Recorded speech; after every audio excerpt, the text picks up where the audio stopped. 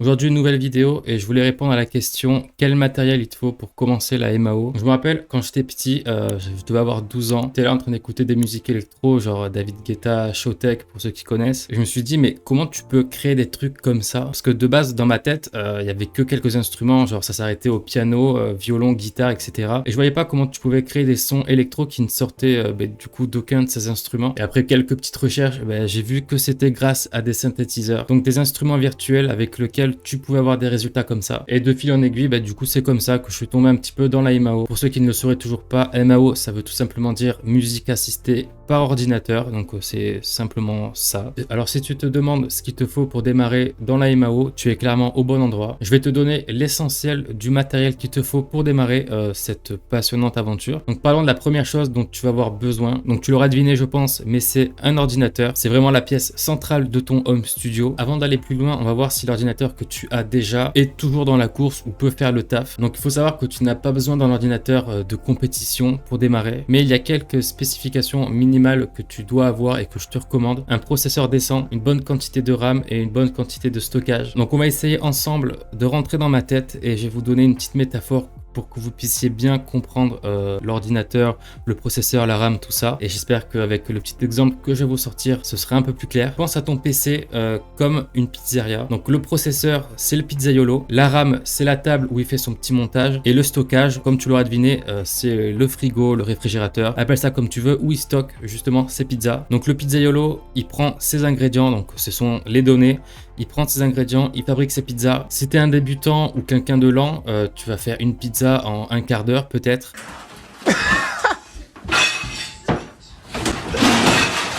Donc plus le pizzaiolo est rapide, plus il pourra te préparer de pizza rapidement, tu l'auras compris. Donc la RAM, c'est l'espace de travail. Donc plus tu as une RAM qui est grande, plus la table est grande, ok. Donc le pizzaiolo, il arrive, il pose sa pizza. Si la table est toute petite, il va pouvoir faire qu'une pizza à la fois, on est d'accord. Si la table, en revanche, est beaucoup plus grande, il va pouvoir faire 6 pizzas en même temps. Donc il va poser les 6 pâtes, ok. Il va prendre ses ingrédients et il va en faire 6 en même temps. Donc la RAM, c'est l'espace de travail qu'il a, d'accord. Donc s'il a une toute petite RAM, il va pouvoir faire qu'une tâche à la fois et être pas beaucoup polyvalent. Et l'inverse, tu auras compris, il pourra aller beaucoup plus vite, être plus efficace, etc. Et le stockage, c'est le frigo. Donc c'est là où il peut stocker toutes ses pizzas. Donc imagine que tu as un client qui arrive, il te dit voilà, je veux une pizza, je veux celle-là. Le pizzaiolo, il va pouvoir ouvrir son frigo, comme il en a plein. Il va pouvoir en sortir une et le donner au client en 2 secondes. Alors que s'il n'aurait pas eu de frigo, par exemple, il aurait été obligé de faire la pizza en direct devant lui, vu qu'il n'aurait pas eu la possibilité d'en préparer d'avance, d'accord. Donc le frigo, il faut le voir un petit peu comme ça. L'espace de stockage, c'est pareil. Plus tu as d'espace de stockage, plus tu as de disponibilité pour aller chercher tes ressources. Donc j'hésitais avant de te sortir cette petite métaphore, mais voilà, c'est dit. Je vais essayer de raccourcir un petit peu ça au montage parce que là, ça fait peut-être 5 minutes que je parle de pizza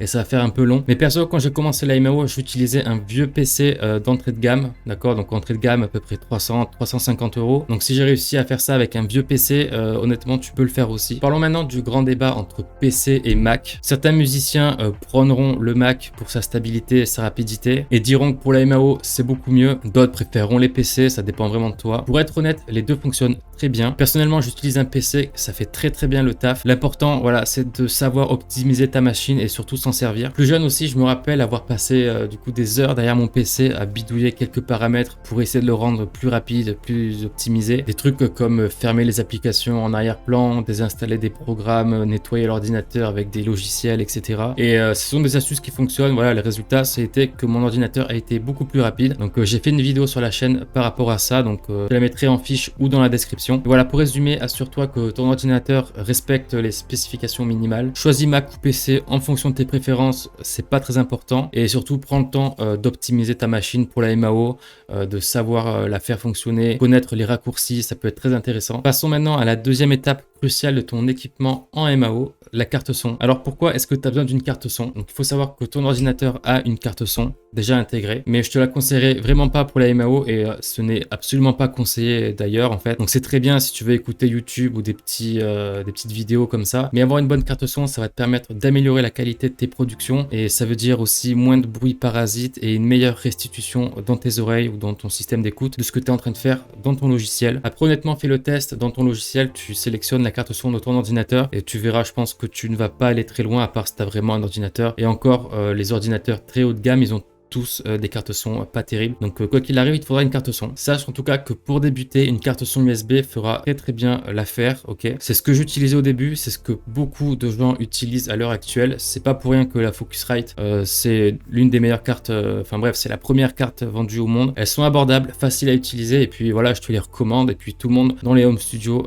te les recommanderont. Tu vas certainement me dire comment choisir sa carte son. Tu as raison, il y a pas mal de choix, il y a pas mal de cartes son qui se ressemblent. Donc je te l'avoue, ça peut être un petit peu dur de s'en sortir au début et de voir laquelle est faite pour toi. Mais en gros, ça dépend de ton budget et de tes besoins. Si tu es comme moi à l'époque avec un petit budget serré, une carte son d'entrée de gamme fera parfaitement l'affaire. Donc d'entrée de gamme, j'entends entre 80 et 120 euros. Voilà, c'est le top. Donc des cartes son pour la musique, honnêtement, j'en ai testé pas mal. Mais au bout du compte, j'utilise une Minifuse 1, donc voilà, c'est une carte son, je crois qu'elle vaut 80-99 euros. Donc c'est une carte son d'entrée de gamme aussi, elle fonctionne parfaitement. Donc voilà, les excuses et tout, c'est pas la peine. Prends une carte son qui fonctionne, 4 bons avis et basta, te pose pas trop la question, te prends pas la tête. Assure-toi qu'elle possède au minimum une entrée XLR, donc pour brancher un micro, une guitare et une sortie casque. Mais en général, toutes les cartes son en proposent. Maintenant que tu as ton ordinateur, ta carte son, il est temps de parler du logiciel et c'est là où toute la magie opère finalement. Donc il y a une multitude de logiciels disponibles sur le marché, mais il y en a quelques-uns qui se démarquent vraiment à mon sens. On a Ableton Live,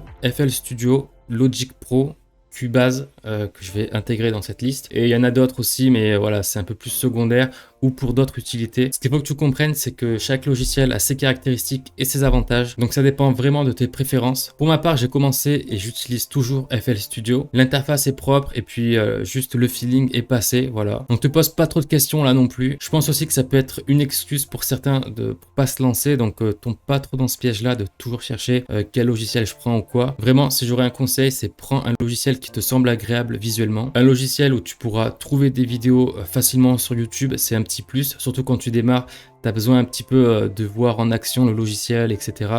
Voir des gens faire des prods dessus et tout. Et si t'es pas sûr, tu profites tout simplement des démos que proposent tous les logiciels. Et puis tu trouves celui qui correspond le mieux, avec qui tu as le meilleur feeling, etc. en fait. Donc pour ma part, j'ai pas mal hésité au début avec Ableton. Mais voilà, ça me paraissait super compliqué. Et puis il n'y avait pas de tuto encore à ce moment-là sur YouTube. C'était pas assez popularisé. Donc je préférais partir sur FL Studio. Il y avait quelques petits contenus sympas à se mettre sous la dent sur Internet pour apprendre. Donc voilà pourquoi je suis sur FL Studio aujourd'hui. Et si je devrais conclure cette petite partie pour les logiciels, c'est de te dire que beaucoup de producteurs ont réussi dans la musique en étant sur chacun de ces logiciels. Il y a de grands artistes connus qui utilisent Ableton, de grands artistes connus qui utilisent FL Studio, Logic Pro, etc. Le logiciel ne doit pas être un frein à ta future carrière de beatmaker, producteur. Donc voilà, sache qu'avec n'importe quel logiciel, tu peux faire de très grandes choses. Maintenant, il est temps de parler du système d'écoute et c'est super important pour entendre ta musique comme il se doit. Les deux principales options ici sont les enceintes de monitoring et les casques monitoring du coup. Les enceintes sont super pour avoir une idée générale de ton son, du mix que tu es en train de faire, mais le casque est parfait pour quelques ajustements très précis. Maintenant, tu vas certainement te dire, mais comment choisir le bon système d'écoute pour moi? Bien, j'ai envie de te dire, ça dépend de ton espace de travail et surtout de ton budget. Si tu as un petit studio ou que tu es toujours en déplacement, un bon casque, je pense, est une option très solide. Personnellement, au début, j'utilisais un casque Beyer Dynamic, donc c'était le DT 990, je sais plus, DT quelque chose, qui n'est pas trop cher et qui a une super qualité sonore, donc je te le recommande. Maintenant, si tu as un peu plus d'espace, je te conseillerais d'investir dans des enceintes de monitoring. Assure-toi qu'elles soient adaptées à la taille de ta pièce. Tu n'as pas besoin d'un mur de haut-parleurs, juste quelques petits moniteurs qui retranscrivent fidèlement le son suffiront et feront parfaitement l'affaire. Ça, c'est un conseil personnel et c'est à prendre avec des pincettes. Donc, je vous attends aussi dans les commentaires si pour ceux qui voudraient débattre là-dessus. Si tu n'as pas de pièces bien traitées, n'achète pas d'enceinte. Tu vas entendre des sons qui ne sont pas clairs et qui vont t'induire en erreur. À la limite, tu peux en prendre, mais sache qu'elles ne retranscriveront pas à 100% et fidèlement ce que tu entends. Plein de producteurs utilisent uniquement des casques pour tout ce qui est mixage, production en général et obtiennent d'excellents résultats. Donc, à mon sens, c'est juste une question d'adaptation et d'habitude à prendre. À force de pratiquer, tu vas connaître ton casque parfaitement et il n'y a que comme ça, je pense, que tu pourras réellement bien l'utiliser et exceller, on va dire, dans la production, dans le mix et tout, en fait. Donc, mon conseil, c'est prends un casque entre 100 et 150 € maximum, pas besoin d'aller chercher bien haut, garde-le et surtout familiarise-toi avec lui à 100 ou même 200%. Je sais pas si tu as déjà entendu parler du syndrome de l'objet brillant, ça s'applique à pas mal de domaines, mais voilà, tu as un casque, tu as le matériel qu'il te faut, tu sais au fond de toi que ça suffit et que c'est amplement suffisant, mais tu te persuades tout seul qu'il y a quelque chose de mieux, que le casque qui vient de sortir